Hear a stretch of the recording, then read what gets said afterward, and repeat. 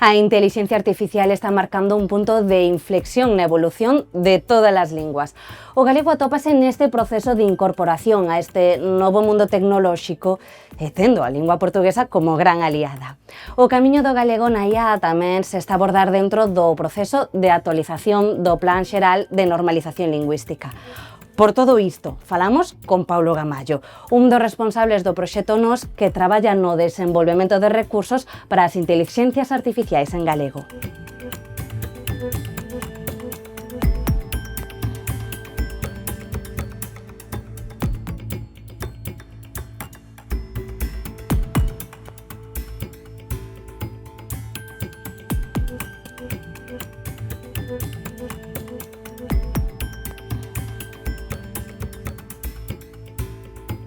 Eu vexo máis ben como unha oportunidade, home, claramente.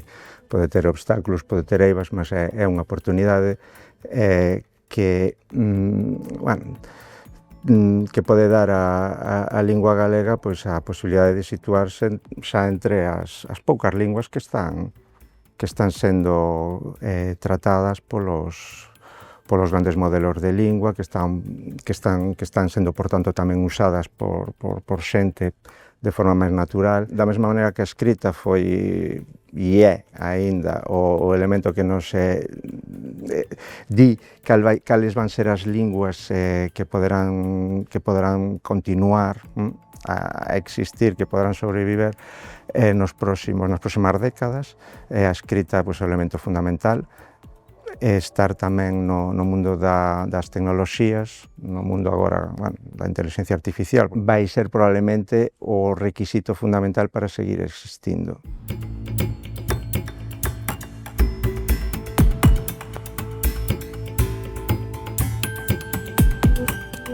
Xa non só é a lingua, senón a nosa realidade social, cultural, que tamén este aí reflectida, que se poda usar, que a xente poda preguntar por iso, e que poda construir novos conteúdos a partir do que está ali, porque non se trata de que isto nos sustitúa, non? Trátase de que sexan ferramentas. Nós necesitamos moitos corpus, moito texto, aí utilizamos o portugués como fonte de dados, alén do galego tamén, o da variante galega oficial, que ten bastante, pero se cadra non é suficiente. Collemos o portugués e temos un par de estrategias para utilizar o portugués. Ou directamente introducilo dentro dos modelos, treinámolo xunto coa variante galega para construir modelos galego-portugueses, e para iso temos tamén, estamos en contacto e temos acordos con institucións portuguesas que nos fornecen e nos axudan a termos estes dados, sobre todo co portugués europeo, que é o que máis se parece a nivel sintáctico. O brasileiro, sintácticamente, é outra cousa, é outro mundo, non ten nada que ver co portugués europeo. Outra estrategia que usamos, sobre todo en traducción automática, é utilizar o portugués, corpus paralelos, que hai moitos de portugués español, portugués inglés, é dicir, traducións de portugués español, portugués inglés, que hai moitísimas máis que de galego español, galego inglés, porque hai moitísimas traducións no Parlamento Europeo, de lexendaxes.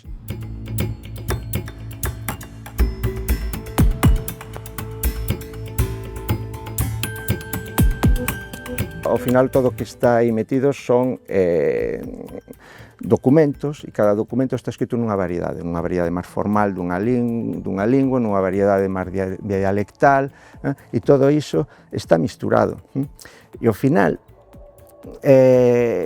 nós o que queremos é que o galego se misture co portugués, neste caso, para que distinga, finalmente, tamén todas as subvariedades que hai por aí, pero que entre elas se enriquezan, porque hai tamén transferencia lingüística. O galego está hipercastellanizado e o portugués está, vamos a decir, moi galeguizado, é dicir, o galego histórico en moitísimas das súas expresións. Evidentemente, despois hai unha xiria,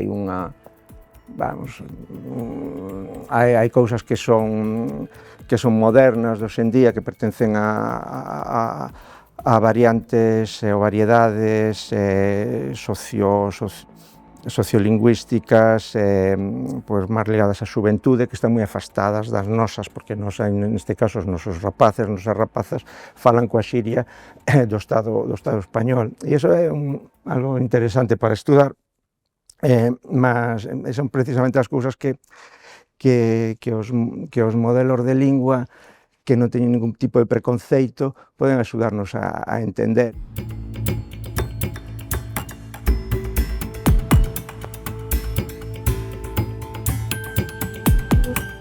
É un problema derivado de que cada vez hai máis texto sintético no mundo, vamos decir, digital. Que é o texto sintético? É pois, o xerado polos modelos, xerado por estes sistemas xerativos de inteligencia artificial.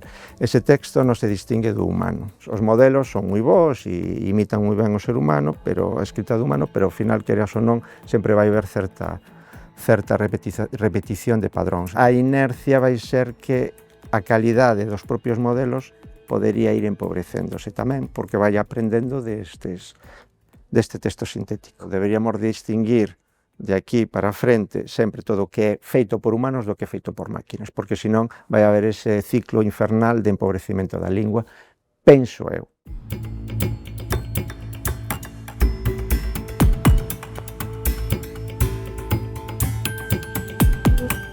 Compromiso político para que o traballo da IA en galego e para o galego teña un financiamento estrutural e que non dependa únicamente de 4, 3, 5 investigadores e investigadoras que buscan proxectos, sino que ten que haber un compromiso das institucións aquí para termos unha equipa de traballo consolidada, e para iso necesitamos un financiamento estrutural.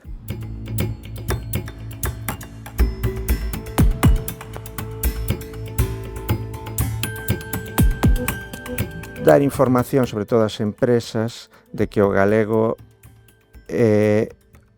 non é un obstáculo, sino que é algo que, alén de formar parte da entidade dos seus clientes, é algo que debe ser moito máis natural e teria que ser a lingua, polo menos, se non a lingua de traballo, unha das linguas de traballo de todas as empresas galegas.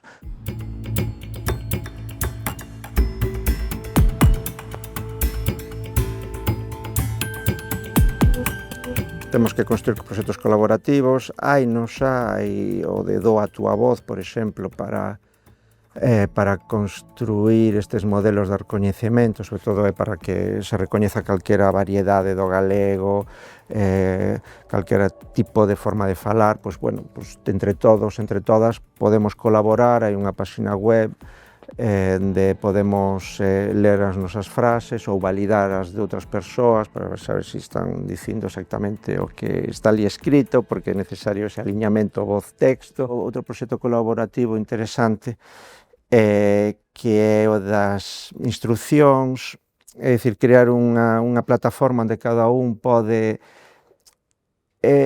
doar o seu coñecemento.